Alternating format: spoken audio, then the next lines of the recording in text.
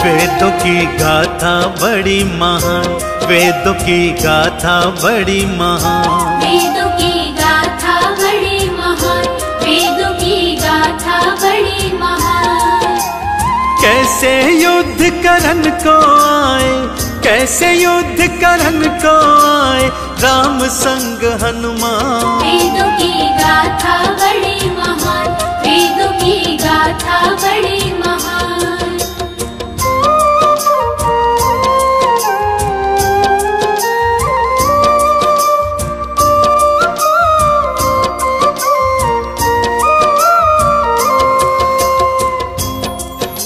पावन कथा कुछ इस प्रकार से है भक्तों। एक बार सुमेरु पर्वत पर संतों की महासभा हो रही थी। कैवर्त देश का राजा सुकंत भी उस सभा में भाग लेने हेतु जा रहा था। तभी मार्ग में उन्हें देवर्षि नारद ने दर्शन दिए। जब उनसे जाने का कारण पूछा तो सुकंत ने बताया, देवर्षि मैं संतों की सभा में भाग लेने जा रहा हूं। तब देवर्षि नारद ने उन्हें समझाया, हे सुकंत, सभा में सभी संतों को प्रणाम करना, परंतु मुनि विश्वामित्र को प्रणाम करने की कोई आवश्यकता नहीं है, क्योंकि वो जन्म से संत नहीं थे, पहले राजा थे, बाद में संत बने हैं। ना जाने क्यों सुकंत ने उनकी बात को मान लिया और सभा में सभी संतों को प्रणाम किया,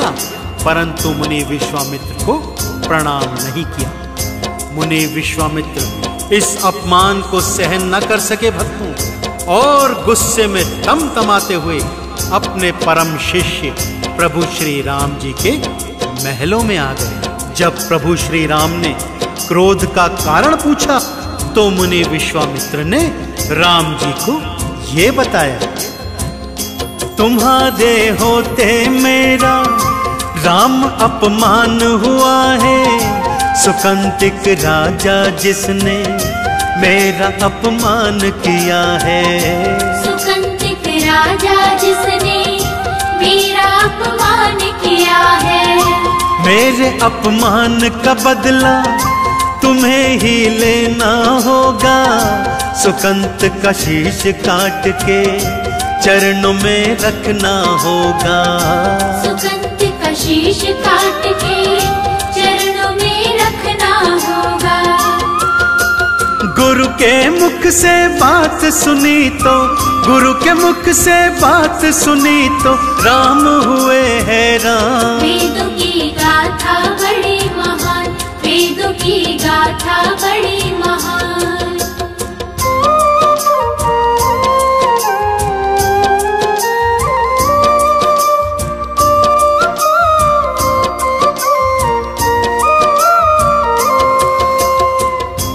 गुरुदेव का ऐसा क्रोध और ऐसे कड़वे वचन सुनकर पहले तो प्रभु श्री राम बहुत हैरानी में आए, परंतु गुरु तो गुरु ही हैं, उनका आदेश भला वो कैसे टाल सकते थे। इसलिए गुरु जी के चरणों में झुककर शपथ खाई, हे गुरुवर, आपका अपमान करने वाला अब जीवित नहीं रहेगा। सूर्योदय से पहले पहले उसका शीश काटकर यदि आपके चरणों में न चढ़ा दूं तो स्वयं अपने हाथों से अपना शीश काटकर आपके चरणों में अर्पित कर दूंगा। रघुकुल रीति सदा चली आई, प्राण जाए पर वचन न जाए। प्रभु श्री राम की ऐसे वचनों की चर्चा तीनों लोकों में देवानल की तरह फैल गई। तीनों लोग प्रभु श्री राम के इस प्रण से थर थर कांपने लगे, और राजा सुकंत, उसकी तो हालत मानो क्या कहने। जब से उसने सुना कि प्रभु श्री राम उसका शीश काटने के लिए उसे ढूंढ रहे हैं, मारे भय के तीनों लोकों में मारा मारा फिर रहा था। उस घड़ी को याद कर रहा था जब उन्होंने देवर्षि नारद की बात को मान लिया। देवर्षि नारद के पास पहुंचे, उनके चरणों में गिरकर पूछा, नारद जी, आप ही के कहने से मैं इस मुसीबत में आया हूं, अब आप ही मुझे इस मुसीबत से बाहर निकालिए। श्री नारद जी भी जानते थे कि राम जी अपने वचन से फिरते नहीं हैं, सो उन्होंने सुकंत के प्राणों की रक्षा का ये उपाय बताया। अंजनी मां की शरण में सुकंत जी तुम तो जाओ, प्राणों की रक्षा करने का वचन उनसे भरवाओ। प्राणों की रक्षा करने का वचन उनसे भरवाओ। अंजनी महल में आया, चरणों में शीश नवाया, प्राणों की रक्षा हेतु वचन उनसे भरवाया। प्राणों की रक्षा हेतु वचन उनसे भरवाया। जा तेरे प्राणों का रक्षण, जा तेरे प्राणों का रक्षण करे मेरा हनुमान। वेदों की गाथा बड़ी महान, वेदों की गाथा बड़ी महान।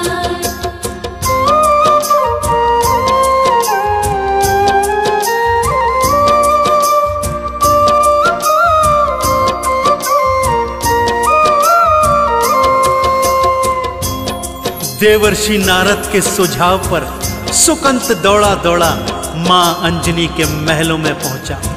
मां अंजनी कुछ पूछ पाती इससे पहले चरणों में गिर गया और बोला, मां मेरे प्राणों का रक्षण करने का वचन दीजिए। मां अंजना द्वार पर आए भिक्षुक को कैसे लौटाती, सो बोली, जा ठीक है, मैं वचन देती हूं, तेरे प्राणों का रक्षण मेरा पुत्र हनुमान स्वयं करेगा। उधर हनुमान जी, राम जी, भरत, लक्ष्मण सभी सुकंत को तीनों लोकों में ढूंढ रहे थे। हनुमान जी भी सुकंत को खोजते खोजते अपनी माता अंजना के महलों में पहुंचे। मां ने अंदर आते ही अपने पुत्र को कहा, हे पुत्र हनुमान, अपने प्रभु श्री राम की सौगंध खा कि जो बात मैं तुझसे कह रही हूं वो तुझे निभानी होगी। माता की आज्ञा भला हनुमान जी कैसे टालते भक्तों, सो बिना सोचे विचारे प्रभु राम की सौगंध खा ली। तब मां ने अपने पीछे छुपे सुकंत को बाहर निकाला और बोला, तुझे इसके प्राणों की रक्षा करनी होगी। हनुमान जी को काटो तो खून नहीं, जिस प्रभु श्री राम ने सुकंत को मारने उन्हें भेजा था, माता अंजनी उसी के प्राणों के रक्षण का वचन हनुमान जी से ले चुकी थी। अब हनुमान जी बहुत दुविधा में थे और उधर प्रभु श्री राम जी के गुप्तचरों को ज्ञात हो गया था कि सुकंत माता अंजनी के महलों में छुपा हुआ है। श्री राम जी अपनी चतुरंगी सेना लेकर अंजनी महल के बाहर आ गए, परंतु अपनी माता के वचनों का रक्षण करने हेतु श्री हनुमान जी भी सुकंत के प्राणों का रक्षण करने उसके सन्मुख ढाल बनकर खड़े हो गए। हनुमान जी ने कोई हथियार नहीं उठाया भक्तों, बल्कि पद्मासन लगाकर सुकंत को अपने पीछे छुपा लिया और प्रभु श्री राम के नाम का जोर जोर से जाप करने लग गए। सुकंत थे पीछे बिठाए, श्री हनुमत राम को ध्याए, राम जी बाण चलाए, लौट के वापस आए। राम जी बाण चलाए, लौट के वापस आए। राम से बड़ा तो भक्तों राम जी का नाम है, श्री हनुमत वंदन करते राम जी हैरान है। श्री हनुमत वंदन करते राम जी हैरान है। लक्ष्मण जी ने बाण था छोड़ा, लक्ष्मण जी ने बाण था छोड़ा, मूर्छित भय हनुमान। वेदों की गाथा बड़ी महान, वेदों की गाथा बड़ी महान।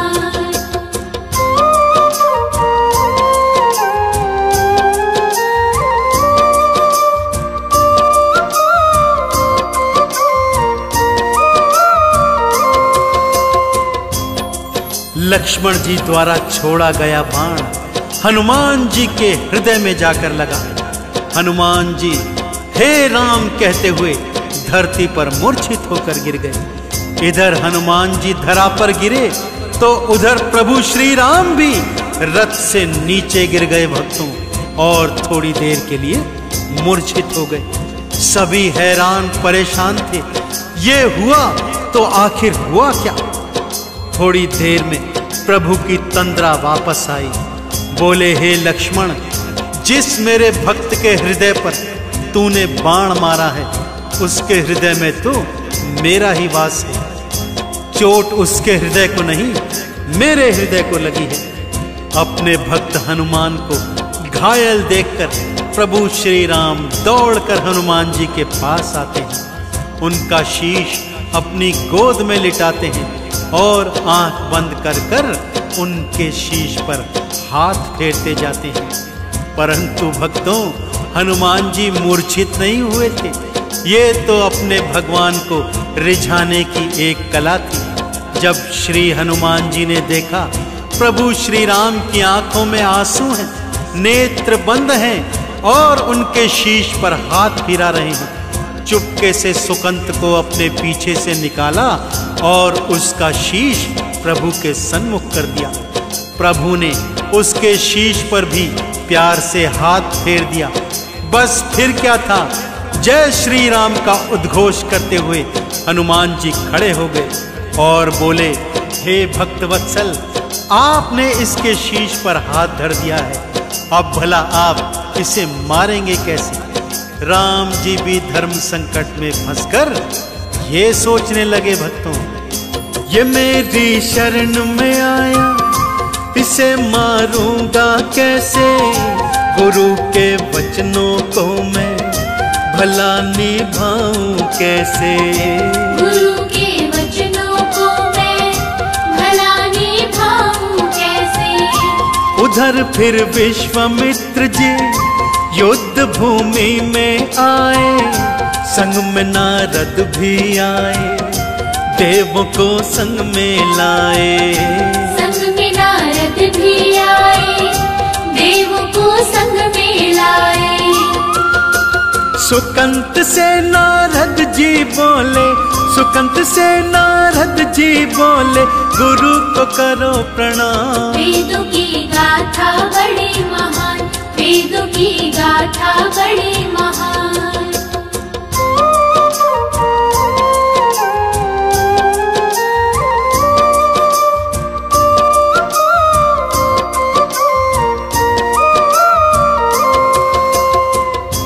इधर सुकंत प्रभु श्री राम के चरणों में पड़ा है, उधर प्रभु श्री राम दुविधा में हैं कि शरणागत की हत्या करें तो कैसे।